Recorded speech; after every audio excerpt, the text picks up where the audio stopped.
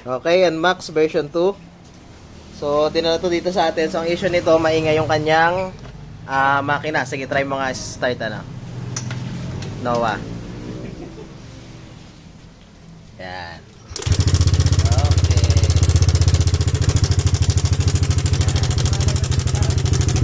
Yan.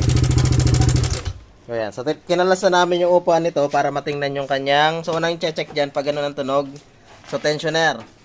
So, pag hindi tensioner, so doon na kayo mapipilitang magbukas ng head niyan. Pwedeng camshaft bearing, pwede ring rocker arm. Yung bearing kasi ng rocker arm, kalimitan issue rin yun ng NMAX, lumuluag. So, ngayon, titingnan muna natin tong tensioner. So, pag check nito, so tatagkalin nyo lang to. Tapos, perang ako nawa nung flat screw na maliit, yung orange.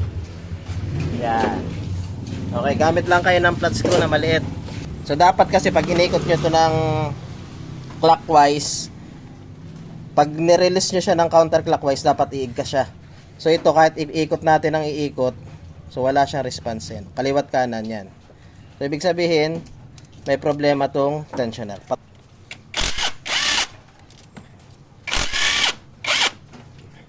Yan. Okay, ito. So, dapat kasi nagre-release to pag inikot natin. So, nangyayari, ikot ko to, papansin nyo, gumagalaw siya, tumutulak. Yan.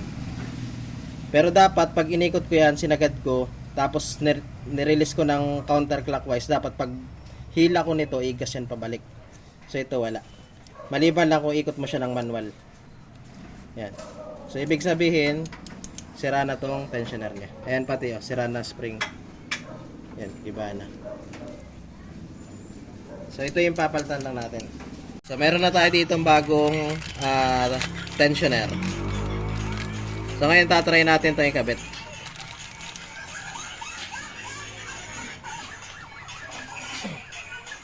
Yan. So, pagkabit, so dapat hihilahin nyo muna siya pabalik. So, ikot nyo lang to ng clockwise. Yan. So, pag sagad na yan, kusayang i-stop. And then, kagaya ng sabi ko kanina, pag inikot nyo siya ng konting counterclockwise, pag hinila to, re-release yan. So, ibig sabihin, pag nag-release yan, okay yung inyong tensioner. So, yan. So, pansin nyo, nag-release siya. Kaya pag ganun. So, balik ulit natin. Yan. Tapos, release. Yun, tumutulak siya mag-isa. So, ganun yung pag-check ng tensioner. So, ngayon kakabit na natin to and then try natin siyang start. Nasaan yung gasket ng luma?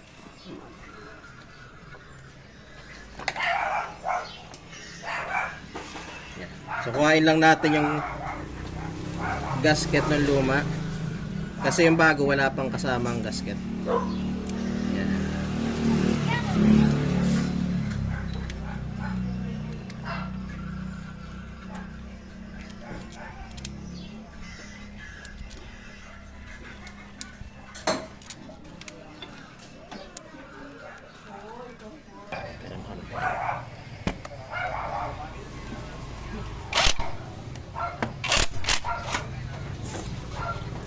Tapos, release nyo lang. Pag nakapix na siya, i-release nyo na siya ngayon. Okay ba? Try mo daw.